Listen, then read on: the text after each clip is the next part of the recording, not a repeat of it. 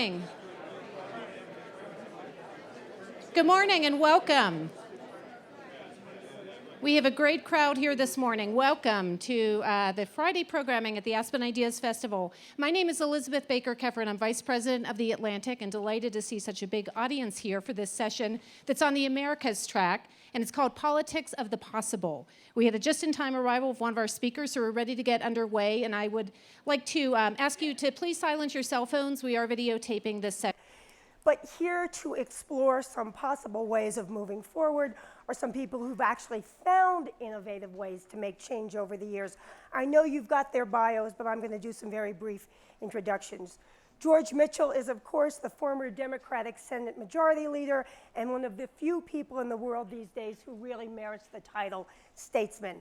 He's a completely self-made man, the son of a janitor and a mom who didn't get much chance to go to school. Can you tell I did a profile on him last year? He's now chairman emeritus of the law firm DLA Piper, but he served as Middle East peace negotiator, was the man who ran the first major investigations into steroid use in baseball, and is probably best known for bringing peace to Northern Ireland.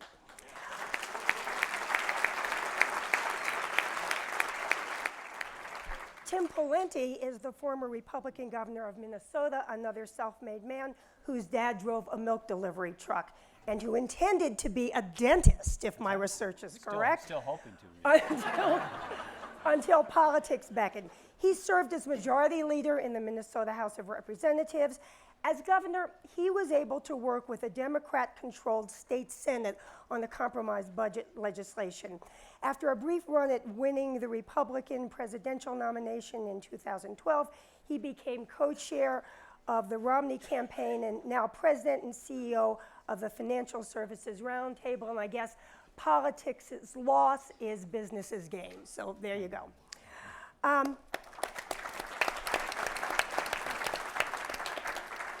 I first encountered Melody Barnes when she was chief counsel for Senator Ted Kennedy on the Senate Judiciary Committee, and I would call her so that she could occasionally set me right on a piece of legislation. She went on to become assistant to President Obama and director of the White House Domestic Policy Council, and now has so much going on, I kind of marvel at how she does it. She's chair of the Aspen Institute Forum for Community Solutions, a senior at the Albright Stonebridge Group, and a vice provost at NYU's Wagner School of Public Service. A very full plate.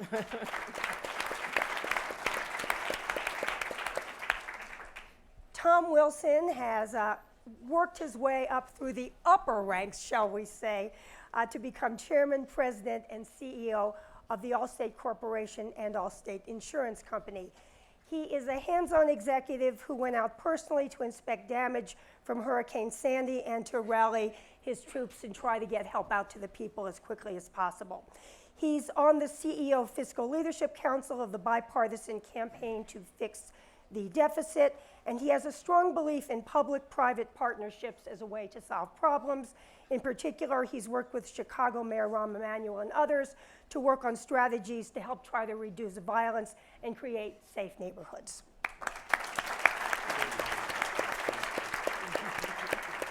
And I saved Ta-Nehisi Coates for last because he's a journalist like me and we know our place, right? Actually, he's not really only a journalist, though he writes a highly regarded blog, and it's beautifully written. I urge you all to read it. He's also a senior editor at The Atlantic. He covers issue of culture, race, and has contributed to the New York Times Magazine, The New Yorker as well. He is the author of The Beautiful Struggle, a coming-of-age book about his youth in Baltimore. He also just spent a year as Martin Luther King visiting scholar at MIT, where he said in his blog that he found the rigor of math had better prepared these kids for the rigor of writing, which I thought was a beautiful phrase and an interesting thought. Really researched them. Yeah, there you go. So with this amazing panel, they've all agreed that we are going to dispense with presentations, and since I am a TV reporter, I've told them that it's talk show format. They've all got to get their points across in 30 seconds. George told me he needs at least 45, so there you go. Minutes. 30 seconds, so just minutes. Seconds. So, Tim, you suggested this one. I think we're all interested in your perspective from the Republican side, but also from your work on how did this country get to the state of gridlock we are in Washington, if not elsewhere? There are, I think, a number of reasons for it, but first of all, good morning and thank you for being here as part of this session. Nate Silver, who's I think one of the most respected predictive analytics experts in the country and who's a presenter here at the conference, did an assessment of the 435 districts in the United States Congress and concluded that only 35 of the 400 are truly swing districts mathematically. That, in other words, the objective statistical political outcome in the other 400 districts are almost certainly pre-baked absent a tidal wave election. So if you're in one of those 400 districts, your main concern about getting reelected isn't winning the general election. It's a concern about whether somebody's going to outflank you further to the right or further to the left in a process what's known as getting primaried. Somewhat new development. It's not brand new, but it's certainly more pronounced and concentrated than ever before. Even within the 35 that he considers swing districts, he says 17 or so of the people in those 35 districts are personal ideologues. So even though their districts are swing, they're personally ideologues. So there's maybe 20 people in the entire Congress that would be in a situation where they'd be swing. The reason that's significant is everybody now, not everybody, magnified by cable television. You get rewards not by compromising, but you get rewards and security by polarizing. And George, I know this is something that you've talked about before, but this basically goes to how congressional districts are created, where legislatures create safe districts from themselves. I wonder, though, in terms of what is going on in Congress, if you can think of a particular time when things seem to stop moving. And I remember you were very active, of course, gave up a Supreme Courtship in order to try to get healthcare legislation in the Clinton administration. It looked like it was going to go forward, and all of a sudden the Republicans said, we're not going to do this, period. So talk a little bit in your idea of how things seem to come to a halt. Well, Arthur Schlesinger wrote a book about the cycles of American history. I think it was an apt description, but the cycles then were across decades. Now I think there are much shorter periods of time. The pace of life has accelerated in all respects, including in politics. I don't despair. Tim is completely accurate in what he said about the effect of redistricting and the consequences, but the most important issue in my judgment is not so much the dysfunction in Congress, it is the economic circumstances in which our country finds itself. If you go back over history, ideologies, extreme positions, intense passions tend to rise as the economic circumstances tend to go down. And people are then much more anxious, concerned, more susceptible to appeals of that type. As the economy tends to rise again, I think passions cool, people focus on the more important things in life. And so I think the most important issue facing our country today is not per se the dysfunction in Congress or any specific foreign policy issue. It is the general need for a resurgence of our economy, a period of sustained growth with reduced unemployment, at which time I think much of the fringe argument that you hear now will recede and fade away, and we'll get back into what I think is a more normal political circumstance. Ta-Nehisi, as somebody who isn't really based in Washington and from the outside looking in, you don't have, I think you don't necessarily see things from a political perspective. You have maybe a broader vision. I wonder, though, how it looks to you when you see what's going on in Washington. Well, the thing that I try to remember is, if this qualifies as broader, I'll take that. The historical perspective, one of the things that, I'll pronounce my bias right, out being a far left commie liberal. One of the things that liberals always talk about is, why can't we pass the sort of social legislation that happened in the New Deal? Why can't we do this? And I think the thing that we have to keep in mind is what our politics were pre-1968 was premised on a very dishonorable proposition through half the country wherein a broad group of people could not participate in elections. And that produced, I think, a kind of cross-party pollination where you had liberals, for instance, the phrase liberal Republican, you had conservative Democrats. And so I think like a lot of times we hail back to that era without realizing that that was based on some things that cannot and should not be true today. And I think, like when we talk about polarization, we talk about people being on different sides, some of that is natural. It's natural for us to fight and for us to disagree. What we don't want is a situation when one group wins or one party wins, they can't implement their agenda after they've won an election. Melody, as someone who worked on the Hill for a Democrat and was involved in working on legislation and then went on to the White House, I want to take a specific example, say immigration, which as everyone knows, passed the Senate yesterday. It now looks like it's dead, going to be dead in the House. At least that's the way a lot of House members are talking about it. And it sometimes seems that the Democratic side isn't able to envision what the Republicans are thinking and vice versa. But since you're a Democrat, I'm going to ask you, don't the Republicans have a point in something like that to say, hey, look, here go the Democrats again. They're trying to give people a free pass, but they're not really solving the problem. They're not going to make it hard enough to get into the country in the future. And I wonder if you could talk about that and talk about this business that you saw where it sometimes did work when people were able to look at each other's points of view and actually get something done. Right. Well, I'll start with the last part of your question, and it picks up on something that Ta-Nehisi was saying as well. In terms of I think a lot depends on the intention with which people come to Washington.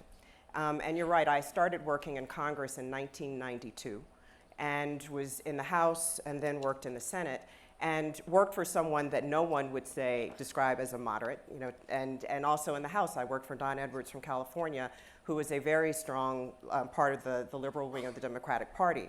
But I think both of them, and I saw the same thing on the Republican side, with those who were very strong conservatives, but they came to Washington to get something done. And even though they had the kinds of debates and disagreements that Ta-Nehisi described, I literally saw people and sometimes buck their leadership, but in other times work together to compromise because they saw it as their responsibility to reach a compromise to do the nation's business. I think with regard to immigration, we've seen this cycle of immigration bills over the last 6, 7, 8 years come and go, rise and fall. I would argue that the argument that you're making isn't, I think, an accurate characterization of where we are. First of all, the interests that want to get immigration done are so diverse. They include the business sector, they include the agricultural sector, immigration advocates. There's a wide range of people because of the importance to immigration in our economy, not to mention the family-related situation. I think ultimately that will lead to something getting done. I am an optimist eternally. I think the substantive and political pressures will require that something happen because our system is so broken. But right now the question is before the House Republicans as to whether or not they want to buck a lot of their leadership and become much more of a regional party given the changing demographics of our country, and B, whether or not what the next election is going to mean to them and the next presidential election, given what people saw in 2012. Tom, I know that you've been tracking some information through the All-State National Journal poll, and it has to do with kind of what's going on in Washington, and that is whether or not people have trust in their government to get things done. I wonder if you would talk a little bit about the poll and some of the things that you have learned. Sure. The biggest thing is the trust deficit in America is probably growing faster than our fiscal deficit. It's a result of leaders not doing anything. So I want to bridge between something Tim and George said, which is, I heard this quote, I didn't come up with this, but never have our individual congressional districts been so well represented and our country so poorly represented, which I think is interesting. And the reason that is though the country's not is poorly represented because they're not acting like leaders. If you're elected, if you're in our marketing department or our sales department, I expect you to represent that department. I also expect you to represent our company. And they need to have the courage to represent that. And what you're seeing is a lack of leadership, and that's leading to lack of trust. And when you look at the American population, they're in the middle. It's not 1/3, 1/3, and 1/3. It's about 15% on each end, everybody else is in the middle. And they want their people to do something. And something George said, which is there's lack of leadership on economics, I think. We have, I'll short circuit this and simplify it so it's not completely accurate, but we built an economy which worked really well because after we blew up Europe, we had to rebuild it. We then rebuilt America, and we had some productivity gains. That worked really well for a while. Now having an economy which builds a lot of equipment that blows things up and rebuilds it is not sustainable. And so we need to shift our economy and have an economic vision which says we're going to do something sustainable. And what Americans tell us in the polls, they want education and they want jobs. And that means a sustainable economy, which means not spending $700 billion on defense, but spending it on things which lead to a better future. And so I think it's leadership, which is the Americans are leading to say they don't trust people. George, as somebody who's weathered many a government crisis and things that come up in administrations that they don't want to have come up, are things like the IRS controversy that's going on, the NSA revelations where they're monitoring at least not individual phone calls, but connections that people are making with others. Things like Benghazi that are going on. Do you think that these end up when the press, and we're guilty of it, and Congress spend a lot of time on these things? Are they distractions, or are these things that really continue to undermine the public trust? They will undermine the public trust, of course, but in fact, they're minor secondary issues that have been given dramatic attention by both a anxious opposition and no criticism, a media which regards much of its task as creating controversy where it doesn't exist and exacerbating it where it does.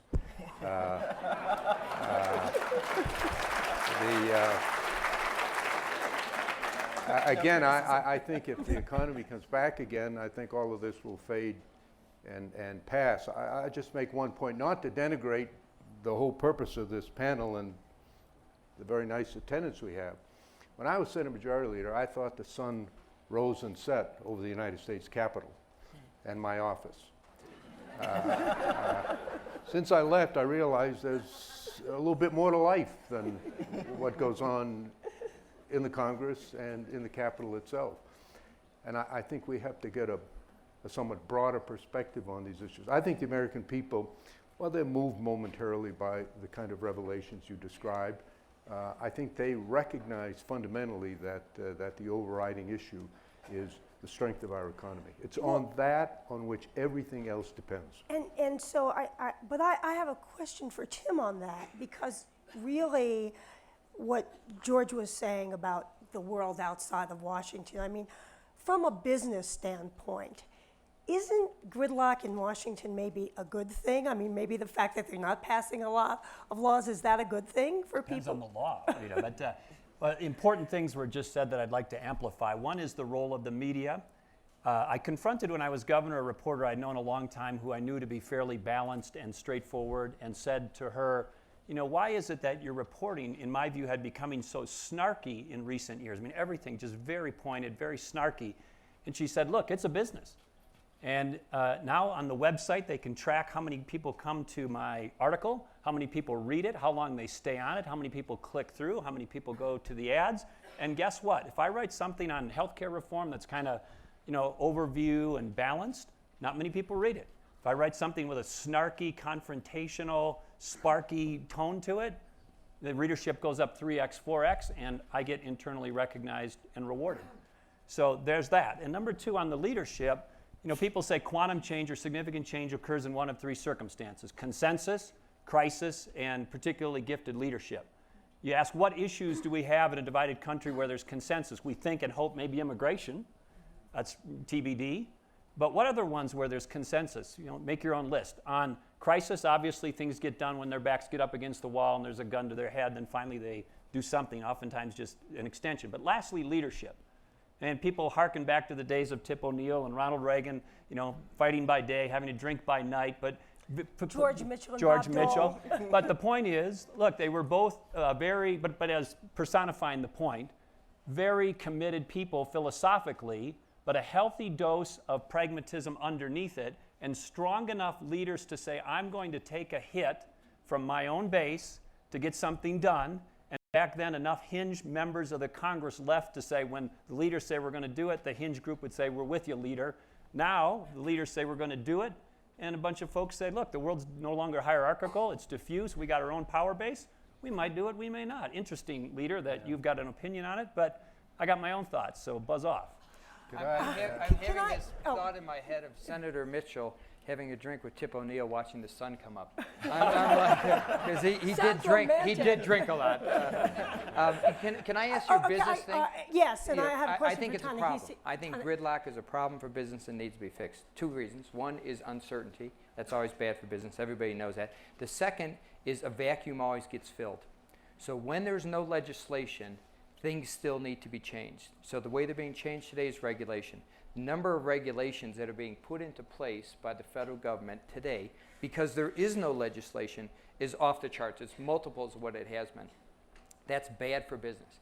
I'd rather have it debated in the open and people come up with a good solution than a regulator who's accountable to nobody sitting in an office making a rule that we all have to pay attention to. I want to ask Ta-Nehisi about the media question that Yes, Tim raised gladly. before, and whether you agree, and also whether to someone like you, it looks like there's both George and Tom have talked about the economic issue, where it looks like there's a little bit of a, I don't want to say a cultural war because that sounds like we're having discussions over what movies to say, but over who gets a bigger share of the pot, and if that's really what is on people's minds these days. Well, I think part of the problem is like you have conflicting incentives, okay? The media is, and I think this goes from media to government. I think it's actually the same problem. The media is a business. Is it really wrong for a website, we don't do this at The Atlantic, to check, attempt to draw as much traffic as it can? Actually, we do try to draw as much traffic as we can within boundaries. Is it wrong for a network to try to draw as much ratings as it can? They do have to stay in business. By the same token, we hope that they represent some sort of higher ideal. We hope that media has, within its mission, that it will inform the public, something beyond the ratings. But those two things can be in conflict. And you look at the same thing with government.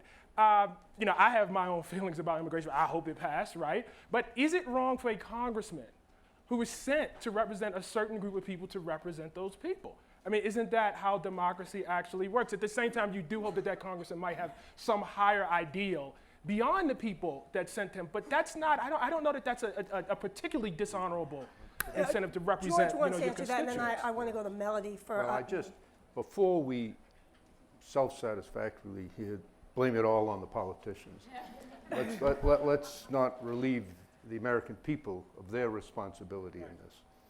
Everybody wants it resolved in a nice way, but they want it resolved consistent with their interests. In 1990, we had a huge battle over the budget. The first President Bush was in office. I was the Senate Majority Leader. The issues were the same as the last time around with Obama and the Republicans: taxes, spending, Medicare. It went on for months. The press was extremely critical, excessive partisanship. You could have pasted the stories in from this past year. I used to go home every weekend to Maine to hold town meetings. On a Saturday morning, after about 6 months of this, a crowd larger than this attended, and disproportionately elderly. I won't comment on this crowd. And the first guy that get up, I invited comments and questions, delivered a stinging rebuke of me, criticized me harshly for my excessive partisanship, and why weren't we able to resolve this like gentlemen? And when he finished, he got a standing ovation. And he said, well, that's my comment. Now, here's my question. He said that the press is all about politics. He said, no discussion of the issues. What are the issues? What are you guys fighting about? By coincidence, not, I guess by coincidence, Medicare was a big issue, and how to deal with Medicare spending. And I described the issues, the president's proposal, our proposal. He stood up and he said, Senator, you represent us, and we're telling you, you go back to Washington and don't give an inch on Medicare. And he got a double standing ovation. So I had two very clear messages going back. The problem is that they were directly contradictory. The public, like individuals, are capable and regularly hold and advocate contradictory positions. I spent 5 years in Northern Ireland when the people on both sides were telling the politicians, settle it now, but settle it our way. And the true leaders are those who can reconcile the conflicts in the public mind with the national interest. Well, that gets me to the question that I wanted to ask Melody. You know, as someone who worked in the White House, and I know you are loyal to President Obama, I mean, one of the things that we hear frequently from pundits and politicians in Washington is that he's a little bit aloof. He stays above the fray. He doesn't reach out in the way that a Bill Clinton or a Ronald Reagan did to members of the opposition. And last night when I did the press panel, I asked if there was one thing they could suggest to the president. One of the big things was schmooze a little more. I wonder if you think that part of what's going on is that we have a president who doesn't really like to get down into it. Well, you're right. I worked in that White House for 3 years. I know the president, and I am loyal to my colleagues and to the president. But I can also say objectively, I don't think that's a fair characterization of what's going on. And I also think people need to be realistic about the person that they elected.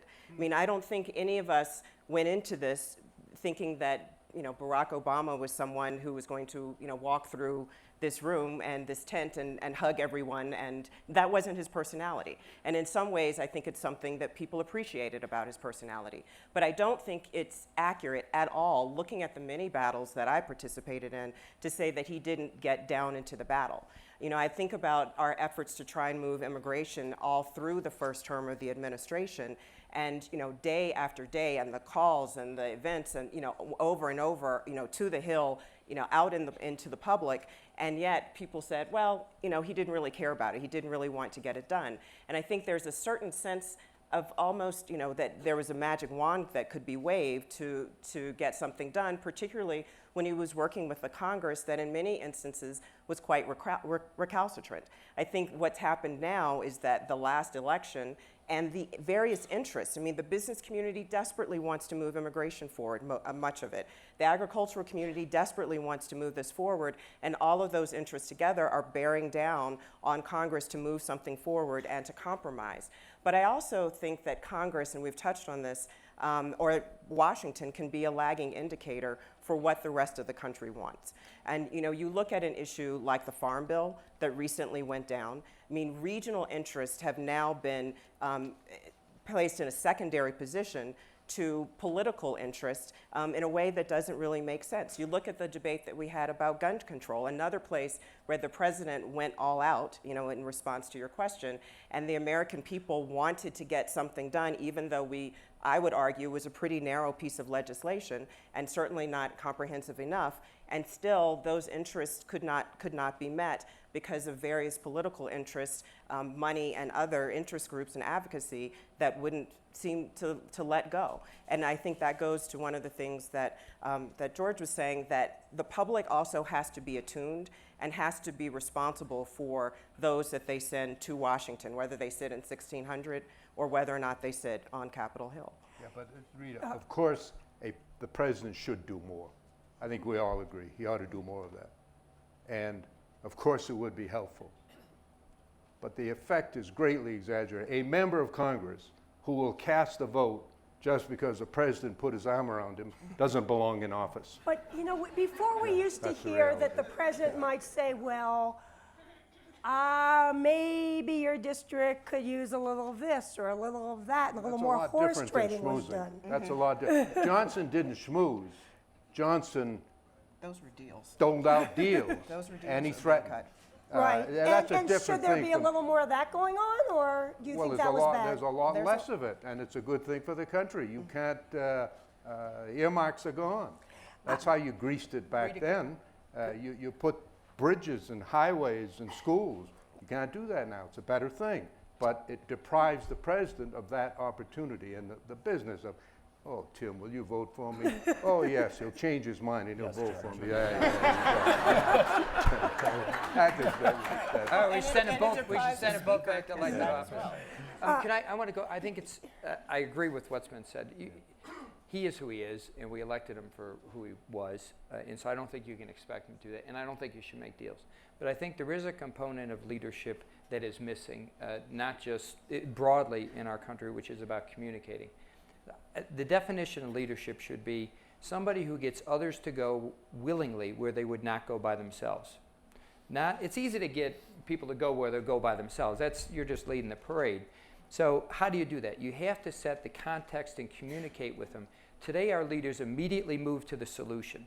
So George, when he got up and said you should do this, I think what a leader does is you go out in our company. I got 9,000 small businesses. I got a bunch of investors invest $100 billion. I got a bunch of marketing people. They don't all agree. You have to set the context and say, here's why this is important to us. Here's why we need to address this issue before you immediately move to the solution. So if you look at Social Security and entitlements, the president puts forth, we're going to change CPI. That's a solution. As opposed to going out to America and say, we got a problem. Half the country gets entitlements today. We don't have enough money to keep doing this for the rest of eternity, so we have to figure out a solution. Just set the context. I feel like he has done that. Didn't George Bush I do try feel that? like he has done that. Didn't George too. Bush try George that? Bush went to a solution. He said you should have private accounts. Why not As like opposed town hall to, meetings across the country? sometimes it takes a long time to get people to understand. I would say, you have to tell people 5 times, and that's what our leaders don't do. They don't communicate what the issue is. They immediately move to the solution. But I also think it's really hard to do it in this environment. And this isn't a thumbs up, thumbs down on the media, but breaking through the noise with the 24/7 media cycle is very, very difficult to try and drive those points home in a way that people actually understand them when people are leading incredibly busy and complicated lives. And following that, I've been wanting to ask Ta-Nehisi this for a while. I mean, you spent last year at one of the most select academic institutions in the country at MIT.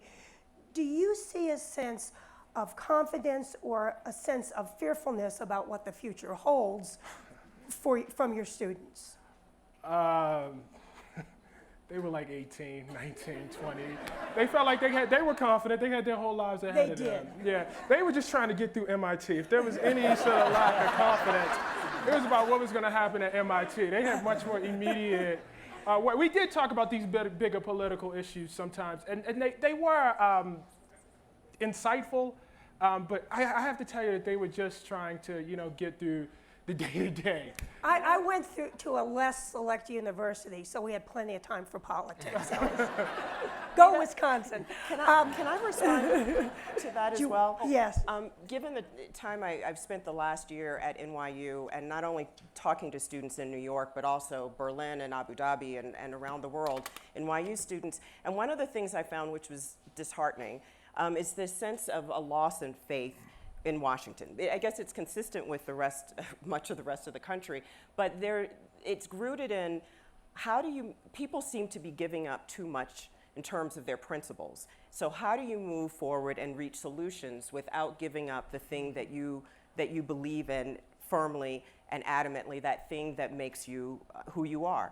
And they are concerned about that. So I actually was going to go to Tom on this, but since you raised this issue, I'm going to start with you, because you're part of a group of people that have sort of said, look, we're going to take things forward. You're not looking for government grants. You're going ahead and starting sort of public-private partnerships or trying to work on programs that don't seem to really get their guidance from the federal government. And I wondered if you might just give us an example of one of the things that you're working on as part of Aspen. Yeah, and I'm still someone who believes in the importance of government at every level.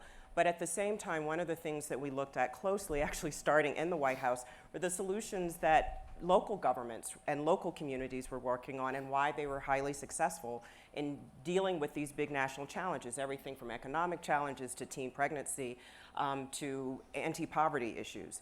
And we found that I think because people are on the ground, and certainly, you know, when you're running a state, when you're the mayor, when you're the local business leader, that because you live there and you realize when you pick up the paper every morning the problems confronting your community, that you've got to work together. And these cross-sector collaboratives that we found were highly successful. They were bringing together programs and aligning them towards big challenges and big goals, and we were finding that they were moving the needle in dramatic fashion, and that's what we're modeling. Give us an example. So that's what we're modeling here. Yesterday made an announcement about work we're doing with disconnected youth, 16 to 24-year-olds, 7 million of them not in school or have dropped out of school or have finished school but no post-secondary degree, not employed right now.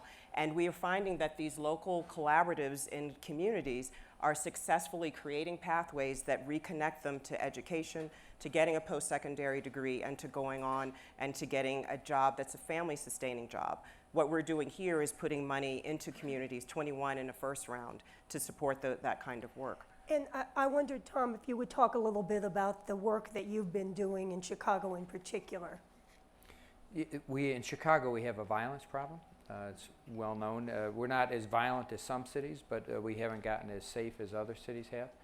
So this is really a public safety issue. We did a bunch of work on it, and this is really what the public sector should do. I mean, that's why we have a government, to keep us safe, and we spend $4.4 billion a year between the city and the county keeping Chicago safe.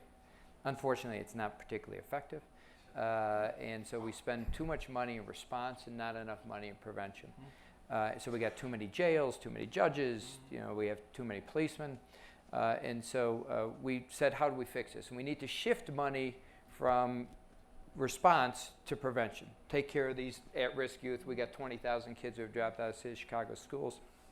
What do we do about that? And the ideal would be shut down a jail, take the $125 million, and then put it to prevention. Unfortunately, that's not a political reality, because as the violence rate goes up, nobody wants to close a jail. The unions don't want to close a jail. The communities in which the jail provides jobs don't want to close it. So we said, what are we going to do? So Jim Reynolds and I are leading a group. And Jim Reynolds is? He's the chairman of Loop Capital. He's here, my partner, who's with me over there. We said, you know, let's raise $50 million. It's really the public sector's deal. This is not the private sector. You know, companies are not responsible for taking care of making the city safe. That said, something needs to be done. We need to do something to move forward. We'll put $50 million at it over 5 years and try to bend the line so that eventually, if we could show violence is coming down, maybe somebody will close the jail. So the point of it is public and private partnerships, but recognizing that other people have constraints. You don't see this in many places in America. You don't see it with a different party. So to your point earlier, recognizing certain Republicans are elected by certain districts, so you got to kind of give them a break. Like, you know, and same with Democrats. And so people don't want to respect what other people's situations are. What we've said is, look, we don't really care. It just is what it is. Let's just move forward and do something. In our city, I will tell you, back to what the population wants, everybody in the city is after this. We call it Get In Chicago, which is get back into the neighborhoods and take them back. And everybody wants to do it. I've never seen such a wellspring of support as this. Tim, do you think the problem is that, and George had raised this issue before, that what really is getting to people is their economic difficulties and trying to make a better life for themselves?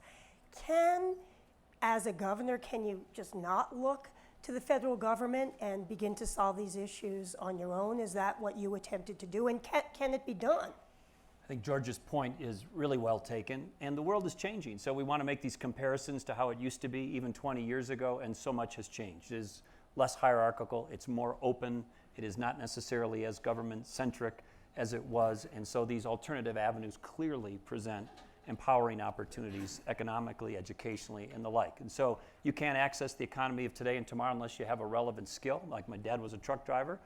Back in the day, if you missed the educational rung for whatever reason, disrespected, disengaged, disconnected, and the like, as long as you weren't disabled, you could go get what was called the strong back job. Those are mostly now gone. So you either have an education or a skill that connects you to the economy, or you're marginalized in a big hurry. There's lots of ways to do that. But I'm kind of one last point, Rita. The public's role in this that George raised is really important. When we talk about the media fueling snarkiness, when we talk about why television stations behave the way they do, when we talk about why candidates for office appeal to a certain slice initially and everybody else is checked out in the early stages. What does that reflect? What market are they feeding? This is a marketplace.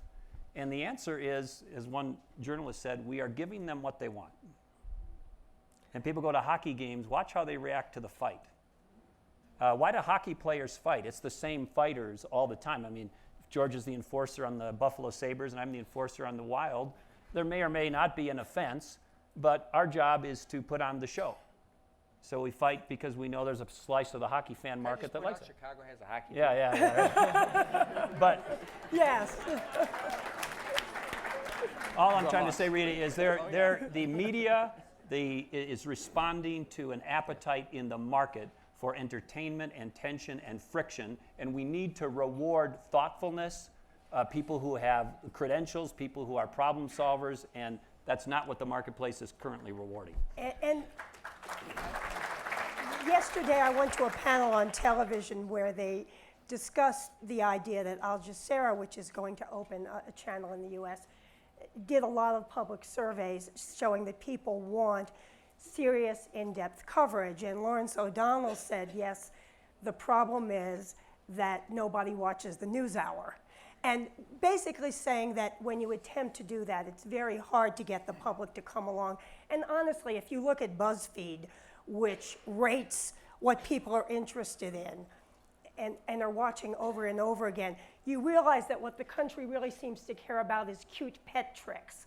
So this is obviously a problem for us. But Rita, doesn't your show get incredibly high ratings, and even against some of the other yelling, screaming competition? Yes, it's true. So please tune in to Sunday morning. Yes, we are able to do this. We ask ourselves why every week. We don't have to talk down to our audience. We're actually allowed to use multisyllabic words, which is very unusual in television. But again, so we're attracting maybe 4 million viewers. Now that's bigger than any other audience on a Sunday morning, but it is a select group of people who make appointment television. Honestly, I wish that everyone in the country watched it, but we're talking about moving large groups of people for political ideas, and that's hard. And so, Ta-Nehisi, I just wondered whether you think these days, again, looking at it from somebody who's not quite so mixed up in policy, but just is out there as an observer, which you do so well. I mean, do you think people look to Washington these days as a place where they're going to find solutions, or do they just have a cynical view? Is there still that feeling of what Ronald Reagan used to describe as the shining city on the hill? I wonder how many people at the time were cynical when Ronald Reagan said that. So yes, there is a cynicism. The question I always have about this is how new is that cynicism? I just want to plug into something that was just said here and sound a note about what we're talking about here is politics. Politics is built on compromise. I just want to sound a note about compromise sometimes being wrong. Melody made a great point about how do you stick to your principles, and I think principles, are important. Obviously, people that come from a different end of politics have different principles than I do. We were just talking about violence in Chicago. What is very easy to forget is that the violence in Chicago, the reason why Chicago is more violent than some major cities, less violent than others, but a level of violence that is unacceptable, is built on policy compromises. I just spent some time reporting in Chicago, talking to some police officers. I actually got to sit in on CompStat, which was very educational. And one of the things people agree with is what happened in Chicago was that they had this massive public housing problem, which nobody liked. And it was all agreed that public housing should be knocked down. It was generally everybody, that was the consensus opinion among, I guess, people that mattered. But what also happened is the gang lines were disrupted by that. And so if you look at why people are shooting each other, people don't start shooting each other out of just, going crazy. It was actually a political consensus that was reached. Certain opinions were marginalized. Public housing itself is the result of compromises that were reached. And sometimes they have effects that are wrong. So I think people sometimes should stick to their principles. Well, on that note, let's hear what our audience wants to ask. I think are there microphones out there set up there? We're going to be some microphones, but maybe they're not there. So just speak as I'm going to go the gentleman way in the back. So maybe come forward a little and, they're going to give you a microphone. So there you go. And we're going to, since we started 5 minutes late, we're going to go 5 minutes over, if everybody's okay with that. Did you get the microphone? I have the microphone. Okay, Okay. I can't see you. There's a lot of, let me just think about phrasing this the right way. When we look at the demographics of the US citizens, 50% of our population makes less than $30,000 a year. Only 10% of our population makes over $100,000 a year. And I would bet that more than half of the people in this room are in that 10% category. And I believe, or I feel strongly, that a lot of the problems that we're talking about, from gun control to immigration to Benghazi, these are uptown problems. So your question is? It's not necessarily a question, but hang on one second, Well, please. wait. But This is really the period for questions, so. True, but I just want to bring to the fore that the rift in this country, what's going to bring this country down, is the poverty in this country that is growing right now under the Obama administration. George, And maybe you could talk about that, because I know you've worked hard on that issue. But this, I was going to get to just. Okay, no, really, we don't have time for speeches from the audience, sorry.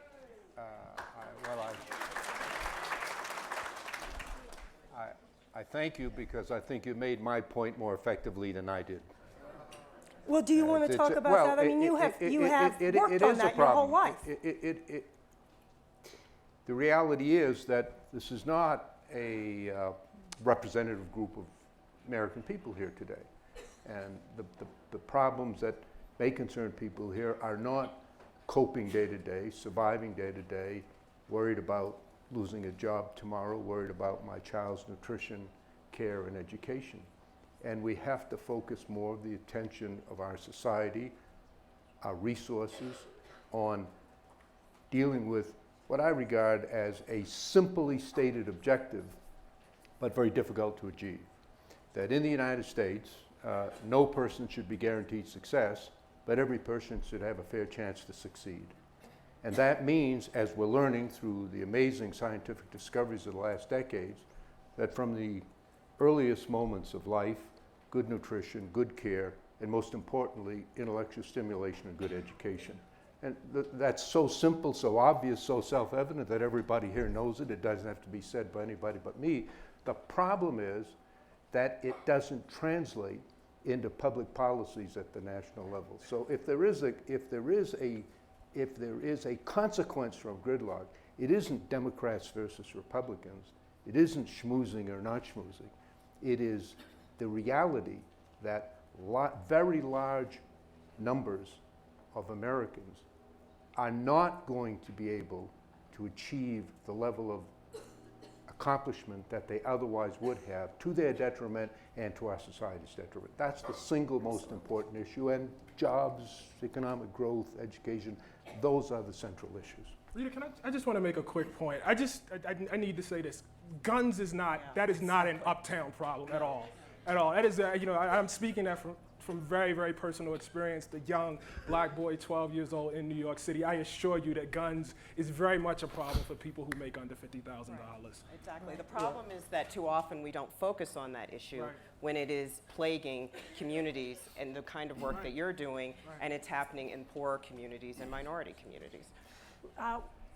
It's been fairly discouraging to hear you talk about the lack of leadership in Washington today. So in terms of your definition as a leader, as somebody who represents a constituency and also is able to move people toward a vision, I'd like to hear some names, especially from Senator Mitchell. Who are the leaders today? There must be some. And I'm going to ask Tim to start with that, because I'd like to hear who he feels. You could have Tim start and I'm end going with to, that. George, you can think about it for a second, but Tim, I- on the Republican side, Sure, I should where do you look disclose for my this? bias. I'm a former governor, and I think executives have a disproportionate opportunity to set the cadence, set the agenda, cast the vision. Part of the responsibility of leadership is to be the vision caster and the deal closer. So legislative bodies tend to be lagging indicators. They don't get ahead of problems. A problem emerges, and then they scramble to solve them or react to them. Uniquely, or at least semi-uniquely, the executive has that bully pulpit and ability to cast the vision. So who are they on the Republican side? If you'd be a little biased towards governors, Susana Martinez down in New Mexico is doing a great job. Marco Rubio, obviously a rising star, willing to take some risks, and you look at Chris He's in the Senate now. yeah, well, I'm saying yes. Chris Christie, John Kasich, Paul Ryan, of course, member of Congress. Bob Corker from Tennessee. Here's somebody who is, trying to make accommodations, trying to still stay true to his principles, but also move the needle on things that are important. And there are many others. But I think there's a ton of next generation rising stars and talent. Bobby Jindal and many others. All right, George, Could I'm going to, I'll give George another No, second no, to think. go ahead. If you'll give me the space to be a little challenging, I think everybody's a leader. Everybody's a leader in some way, shape, or form. It's a leader in your family, in your community. And so you could ask yourself the question, which I often do with myself, am I doing enough? And while we can always wait and project that somebody else ought to do something, this is a very powerful group. You don't have to affect 10,000, 20,000. If it's 10 people and you change their view, they change 10 other people's view. By the time you do the multiplication, pretty soon you lead to change. So I would say it's about all of us exerting more leadership in making compromise in our own views, so you don't end up having somebody give you 2 orders. and shall we leave it at that? Or do you want to speak about some of the rising leaders on the Democratic side? My answers have tended to be lengthy, so I can later say that the average was relatively short. I'll pass on that. You've done great. I'm really proud of you. Let's go to this side, please. Robert Lustig, San Francisco. You talked about the dysfunction on Pennsylvania Avenue and on Capitol Hill. Unfortunately, you left out probably the most egregious part of government, K Street. No one mentioned lobbyists and their role in this, not even once. As long as there are more dollars than votes involved, how do you expect anything to get changed? That's a very good question. And I'm going to give that one to you, because are you now working for an organization that lobbies, Yes, right? yes, as is As is George, right? Yeah. Well,